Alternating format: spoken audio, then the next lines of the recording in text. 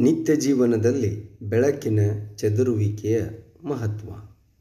ಬೆಳಕಿನ ಚದುರುವಿಕೆ ಎಂದರೇನು ಎಂಬುದು ಪ್ರತಿಯೊಬ್ಬರಿಗೂ ತಿಳಿದಿರುವಂತಹ ಸಂಗತಿ. ಹಾಗಾದರೆ ಈ ಬೆಳಕಿನ ಚದುರುವಿಕೆ ತತ್ವ ನಿತ್ಯ ಜೀವನದಲ್ಲಿ ಯಾವ ಯಾವ ಸಂದರ್ಭದಲ್ಲಿ ಅದನ್ನು ನಾವು ವೀಕ್ಷಿಸಬಹುದು, ನಿತ್ಯ ಜೀವನದಲ್ಲಿ ಅದರ ಮಹತ್ವವೇನು ಎಂಬುದನ್ನು ನೋಡೋಣ.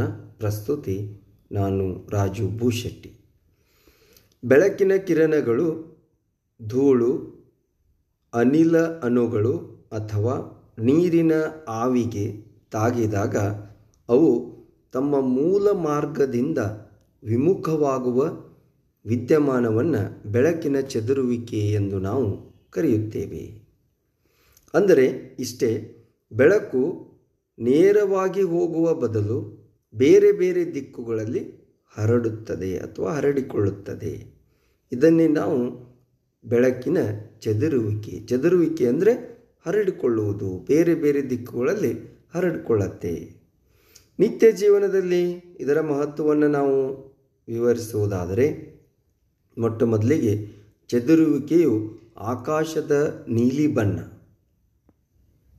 ಸಮುದ್ರ ಆಳದಲ್ಲಿನ ನೀರಿನ ಬಣ್ಣ ಅಷ್ಟೇ ಅಲ್ಲ, ಸೂರ್ಯೋದಯ ಮತ್ತು ಸೂರ್ಯಾಸ್ತದ ಸಮಯದಲ್ಲಿ ಸೂರ್ಯ ಕೆಂಪಾಗುವಿಕೆಯನ್ನು ನಾವೇನು ನೋಡ್ತಾ ಇರ್ತೇವಲ್ಲ, ಆ ಎಲ್ಲ ವಿದ್ಯಮಾನಗಳನ್ನು ವಿವರಿಸಲು ಸಾಧ್ಯವಾಗಿರುವುದು ಇದೇ ಬೆಳಕಿನ ಚದುರುವಿಕೆಯಿಂದ ಎಂಬುದನ್ನು ನೆನಪಿನಲ್ಲಿ ಇಟ್ಕೊಳ್ಬೇಕು.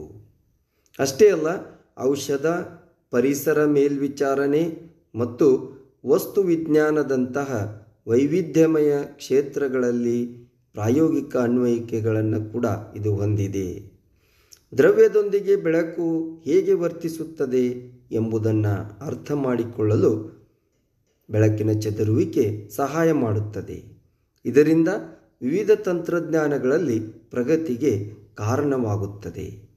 ನೈಸರ್ಗಿಕ ವಿದ್ಯಮಾನಗಳನ್ನು ವಿವರಿಸಲು ಚದುರುವಿಕೆ ನಮಗೆ ಸಹಾಯಕವಾಗಿದೆ. ಅದರಲ್ಲೂ ಮುಖ್ಯವಾಗಿ ಆಕಾಶದ ನೀಲಿ ಬಣ್ಣಕ್ಕೆ ಕಾರಣ. ವಾಯುಮಂಡಲದಲ್ಲಿನ ಗಾಳಿಯ ಅಣುಗಳು ಮತ್ತು ಸಣ್ಣ ಕಣಗಳು ಗೋಚರ ಬೆಳಕಿನ ತರಂಗಾಂತರಗಿಂತ ಸಣ್ಣದಾಗಿರುತ್ತವೆ. ಇವು ಬೆಳಕಿನ ಸಣ್ಣ ತರಂಗಾಂತರವುಳ್ಳ ನೀಲಿ ಅಂಚನ್ನು ಪರಿಣಾಮಕಾರಿಯಾಗಿ ಚದುರಿಸುತ್ತವೆಯೇ ಹೊರತು ಹೆಚ್ಚಿನ ತರಂಗಾಂತರವುಳ್ಳ ಅಂಚನ್ನಲ್ಲ. ಕೆಂಪು ಬೆಳಕು ನೀಲಿ ಬೆಳಕಿಗಿಂತ ಅಂದಾಜು 1.8ರಷ್ಟು ಅಧಿಕ ತರಂಗಾಂತರವನ್ನು ಹೊಂದಿದೆ. ಕೆಂಪು ಬೆಳಕು ನೀಲಿ ಬೆಳಕಿಗಿಂತ ಅಂದಾಜು 1.8ರಷ್ಟು ಅಧಿಕ ತರಂಗಾಂತರವನ್ನು ಹೊಂದಿದೆ.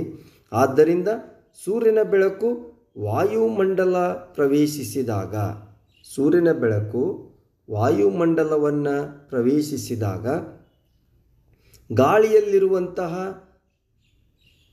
ಅತಿ ಸಣ್ಣ ಕಣಗಳು ಅಧಿಕ ತರಂಗಾಂತರವಿರುವ ಕೆಂಪು ಬಣ್ಣಕ್ಕಿಂತ ಕಡಿಮೆ ತರಂಗಾಂತರವನ್ನು ಹೊಂದಿರುವಂತಹ ನೀಲಿ ಬಣ್ಣವನ್ನೇ ತೀವ್ರವಾಗಿ ಚದುರಿಸುತ್ತವೆ. ಹೀಗಾಗಿ ಚದುರಿದ ನೀಲಿ ಬಣ್ಣ ಮಾತ್ರ ನಮ್ಮ ಕಣ್ಣನ್ನು ತಲುಪುತ್ತದೆ. ಈ ಒಂದು ಕಾರಣಕ್ಕಾಗಿಯೇ ನಾವು ಏನು ಹೇಳ್ತೇವೆ ಅಂತಂದರೆ, ಆಕಾಶದ ನೀಲಿ ಬಣ್ಣ ನಮಗೆ ಗೋಚರಿಸುತ್ತೆ ಅಂತೇಳಿ ಹೇಳ್ತೇವೆ. ಇನ್ನು ಮುಂದಿನ ಒಂದು ವಿಷಯವನ್ನು ನಾವು ನೋಡುವುದಾದರೆ, ಒಂದು ಕ್ಷಣ ಯೋಚಿಸೋಣ. ಏನು ಅಂದರೆ, ಭೂಮಿಗೆ ವಾಯುಮಂಡಲವಿಲ್ಲದಿದ್ದರೆ ಏನಾಗುತ್ತಿತ್ತು? ಭೂಮಿಗೆ ವಾಯುಮಂಡಲವಿಲ್ಲದಿದ್ದರೆ ಬೆಳಕಿನ ಚದುರುವಿಕೆಯನ್ನು ನೀವು ಊಹಿಸುವುದು ಕೂಡ ಸಾಧ್ಯವಾಗುತ್ತಿರಲಿಲ್ಲ. ಅಂದರೆ ಬೆಳಕಿನ ಚದುರುವಿಕೆ ಇರುತ್ತಿರಲಿಲ್ಲ. ಆಗ ಆಕಾಶ ಕಡು ಕತ್ತಲಾಗಿ ಕಾಣಿಸುತ್ತಿತ್ತು.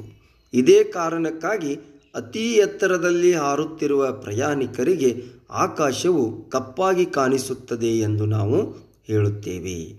ಏಕೆಂದರೆ ಅಲ್ಲಿ ಚದುರುವಿಕೆ ಎದ್ದು ಕಾಣುವುದಿಲ್ಲ. ಇನ್ನು ಮುಖ್ಯವಾಗಿ ಇಲ್ಲಿ ನೋಡ್ಬೋದು, ಯಾವುದೇ ಅಪಾಯ ಸಂಕೇತವನ್ನು ಸೂಚಿಸುವಂಥ ದೀಪಗಳು, ಈ ದೀಪಗಳ ಬಣ್ಣ, ಅಪಾಯ ಸಂಕೇತ ದೀಪಗಳು ಕೆಂಪು ಬಣ್ಣದಲ್ಲಿರಲು ಕಾರಣವೇನು ಎಂಬುದನ್ನು ನೋಡುವುದಾದರೆ, ಈ ಕೆಂಪು ಬಣ್ಣವು ಮಂಜು ಮತ್ತು ಹೊಗೆಯಿಂದ ಕನಿಷ್ಠವಾಗಿ ಚದುರಿಸಲ್ಪಡುತ್ತದೆ. ಆದ್ದರಿಂದ ದೂರದಿಂದಲೂ ಕೆಂಪು ಬಣ್ಣವನ್ನು ಸ್ಪಷ್ಟವಾಗಿ ನಾವು ವೀಕ್ಷಿಸಬಹುದು. ಹೀಗಾಗಿ ಅಪಾಯ ಸಂಕೇತವನ್ನು ಸೂಚಿಸುವಂತಹ ಯಾವುದೇ ವಸ್ತುಗಳಿರ್ಬೋದು, ದೀಪಗಳಿರ್ಬೋದು, ಅವೆಲ್ಲವನ್ನು ಕೆಂಪು ಬಣ್ಣವನ್ನು ಬಳಸಿ ಅವುಗಳನ್ನು ಏನು ಮಾಡ್ತಾರೆ ಅಂದರೆ ಅಪಾಯ ಸಂಕೇತದಿಂದ ಸೂಚಿಸ್ತಾರೆ ಅಂತೇಳಿ ನಾವು ಹೇಳ್ತೇವೆ. ಇನ್ನು ಮುಂದಿನ ಒಂದು ಆಸಕ್ತಿಯುತವಾದಂಥ ಅಂಶ, ಸೂರ್ಯೋದಯ ಮತ್ತು ಸೂರ್ಯಾಸ್ತದ ಸಮಯದಲ್ಲಿ ಸೂರ್ಯ ಕೆಂಪಾಗುವಿಕೆಗೆ ಕಾರಣ. ಇಲ್ಲಿ ತಾವು ನೋಡ್ಬೋದು, ಸೂರ್ಯೋದಯ ಮತ್ತು ಸೂರ್ಯಾಸ್ತ ಎರಡೂ ಒಂದು ಸಂದರ್ಭದಲ್ಲಿ ಏನಾಗುತ್ತೆ ಅಂದರೆ ಸೂರ್ಯ ಕೆಂಪಾಗಿ ಕಾಣಲಿಕ್ಕೆ ಕಾರಣ ಏನು ಅಂತ ನೋಡಿದಾಗ, ಸೂರ್ಯೋದಯ ಮತ್ತು ಸೂರ್ಯಾಸ್ತದ ಸಮಯದಲ್ಲಿ ಸೂರ್ಯನ ಬೆಳಕು ವಾತಾವರಣದ ಹೆಚ್ಚಿನ ದೂರದ ಮೂಲಕ ಚಲಿಸುತ್ತದೆ ಮತ್ತು ಕಡಿಮೆ ನೀಲಿ ತರಂಗಾಂತರಗಳು ಚದುರಿ ಹೋಗುತ್ತವೆ.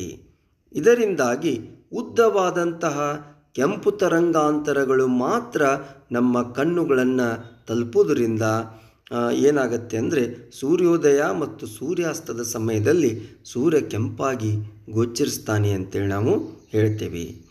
ಇನ್ನು ಕೆಲವು ಪ್ರಾಯೋಗಿಕ ಅನ್ವಯಗಳನ್ನು ನೋಡಿದರೆ, ಬೆಳಕಿನ ಚದುರುವಿಕೆ ಪರಿಸರ ಮೇಲ್ವಿಚಾರಣೆಗೆ ಸಹಾಯಕ, ವಾತಾವರಣದಲ್ಲಿನ ಮಾಲಿನ್ಯಕಾರಕ ಕಣಗಳನ್ನು ವಿಶ್ಲೇಷಿಸಲು ಬೆಳಕಿನ ಚದುರುವಿಕೆ ತಂತ್ರಗಳನ್ನು ಬಳಸಲಾಗುತ್ತದೆ. ಇದು ಗಾಳಿಯ ಗುಣಮಟ್ಟದ ಅಧ್ಯಯನಗಳು ಮತ್ತು ಮಾಲಿನ್ಯ ಮೌಲ್ಯಮಾಪನಗಳಿಗೆ ಸಹಾಯ ಮಾಡುತ್ತದೆ ಎಂದು ನಾವು ಹೇಳ್ತೇವೆ. ವೈದ್ಯಕೀಯ ರೋಗ ನಿರ್ಣಯದಲ್ಲಿಯೂ ಕೂಡ ಇದು ಬಳಕೆಯಾಗತ್ತೆ. ಜೈವಿಕ ಮಾದರಿಗಳಲ್ಲಿನ ಕಣಗಳ ಗಾತ್ರ ಮತ್ತು ಆಕಾರವನ್ನು ಗುರುತಿಸಲು ಬೆಳಕಿನ ಚದುರುವಿಕೆಯನ್ನು ಬಳಸಬಹುದು. ಇದು ರೋಗಗಳನ್ನು ಪತ್ತೆ ಹಚ್ಚಲು ಸಹಾಯ ಮಾಡುತ್ತದೆ. ಅಷ್ಟೇ ಅಲ್ಲ, ವಸ್ತು ವಿಜ್ಞಾನದಲ್ಲಿಯೂ ಕೂಡ ಚದುರುವಿಕೆ ತುಂಬ ನಿರ್ಣಾಯಕವಾಗಿದೆ. ಬೆಳಕಿನ ಚದುರುವಿಕೆಯು ವಸ್ತುಗಳ ರಚನೆ ಮತ್ತು ಗುಣಲಕ್ಷಣಗಳ ಬಗ್ಗೆ ಮಾಹಿತಿಯನ್ನು ಒದಗಿಸುತ್ತದೆ. ಇದು ವಸ್ತುಗಳ ಇಂಜಿನಿಯರಿಂಗ್ ಮತ್ತು ವಿನ್ಯಾಸದಲ್ಲಿ ಉಪಯುಕ್ತವಾಗಿದೆ ಅಂತ ಹೇಳ್ತೀವಿ. ಆಪ್ಟಿಕಲ್ ಸಿಸ್ಟಮ್ಸ್, ಪ್ರೊಜೆಕ್ಟರ್ಗಳು ಮತ್ತು ಆಟೋಮೋಟಿವ್ ಲೈಟಿಂಗ್ನಂತಹ ಆಪ್ಟಿಕಲ್ ವ್ಯವಸ್ಥೆಗಳನ್ನು ವಿನ್ಯಾಸಗೊಳಿಸಲು ಚದುರುವಿಕೆಯನ್ನು ಅರ್ಥ ಮಾಡಿಕೊಳ್ಳುವುದು ತುಂಬ ಮಹತ್ವದ ಸಂಗತಿ. ಅಷ್ಟೇ ಅಲ್ಲ, ಇಲ್ಲಿ ತಾವು ಗಮನಿಸ್ಬೋದು, ವೈದ್ಯಕೀಯ ಚಿತ್ರಣ ಅಂತಂದರೆ ವೈದ್ಯಕೀಯ ಚಿತ್ರಣದಲ್ಲಿ ಎಕ್ಸ್ ಕಿರಣಗಳ ಚದುರುವಿಕೆಯನ್ನು ಕೂಡ ಬಳಸಬಹುದು. ವಿಭಿನ್ನ ಅಂಗಾಂಶಗಳು ಮತ್ತು ಅಂಗಗಳ ನಡುವೆ ವ್ಯತ್ಯಾಸವನ್ನು ಕಂಡುಹಿಡಿಯಲು ಇಲ್ಲಿ ಎಕ್ಸ್ ಕಿರಣಗಳು ಸಹಾಯಕವಾಗಿವೆ ಅಂತೇಳಿ ನಾವು ಹೇಳ್ತೇವೆ. ಇಲ್ಲಿ ಕೂಡ ಬೆಳಕಿನ ಚದುರುವಿಕೆ ನಿರ್ಣಾಯಕವಾಗಿದೆ ಅಂತ ಹೇಳ್ತೇವೆ. ಅಷ್ಟೇ ಅಲ್ಲ, ಚಿತ್ರದಲ್ಲಿ ತಾವು ಗಮನಿಸ್ಬೋದು, ಕಾಮನ ಬಿಲ್ಲು ಅಂತ ತಾವು ನೋಡಿರ್ತೀರಿ. ಈ ಕಾಮನ ಬಿಲ್ಲು ರೂಪುಗೊಳ್ಳಲು ಕೂಡ ಅಲ್ಲಿ ಬೆಳಕಿನ ಚದುರುವಿಕೆ ಸಹಾಯಕವಾಗಿದೆ. ಮತ್ತು ಕೊನೆಯದಾಗಿ ಆಪ್ಟಿಕಲ್ ಫೈಬರ್ ಅಂತ ಏನಿದಾವಲ್ಲ, ಅಲ್ಲಿ ಬೆಳಕಿನ ಚದುರುವಿಕೆಯು ಆಪ್ಟಿಕಲ್ ಫೈಬರ್ಗಳ ಮೂಲಕ ಬೆಳಕಿನ ಪ್ರಸರಣವನ್ನು ಮಿತಿಗೊಳಿಸಬಹುದು. ಬೆಳಕಿನ ಚದುರುವಿಕೆಯಿಂದ ಆಪ್ಟಿಕಲ್ ಫೈಬರ್ಗಳ ಮೂಲಕ ಬೆಳಕಿನ ಪ್ರಸರಣವನ್ನು ಮಿತಿಗೊಳಿಸಲಿಕ್ಕೂ ಕೂಡ ಸಹಾಯಕವಾಗಿದೆ ಅಂತೇಳಿ ನಾವು ಹೇಳ್ತೇವೆ. ಈ ರೀತಿಯಾಗಿ ನಿತ್ಯ ಜೀವನದಲ್ಲಿ ಬೆಳಕಿನ ಚದುರುವಿಕೆ ಎಂಬುದು ತುಂಬ ಮಹತ್ವದ ಪಾತ್ರವನ್ನು ನಿಭಾಯಿಸುತ್ತೆ ಅಂತೇಳಿ ಹೇಳ್ತೇವೆ. ಮುಂದಿನ ಒಂದು ವಿಡಿಯೋದಲ್ಲಿ 10ನೇ ತರಗತಿಯ ಇನ್ನೂ ಕೆಲವು ಪರಿಕಲ್ಪನೆಗಳನ್ನು ನಿತ್ಯ ಜೀವನದಲ್ಲಿ ಅವುಗಳ ಮಹತ್ವವನ್ನು ತಿಳಿದುಕೊಳ್ಳೋಣ. ಧನ್ಯವಾದಗಳು.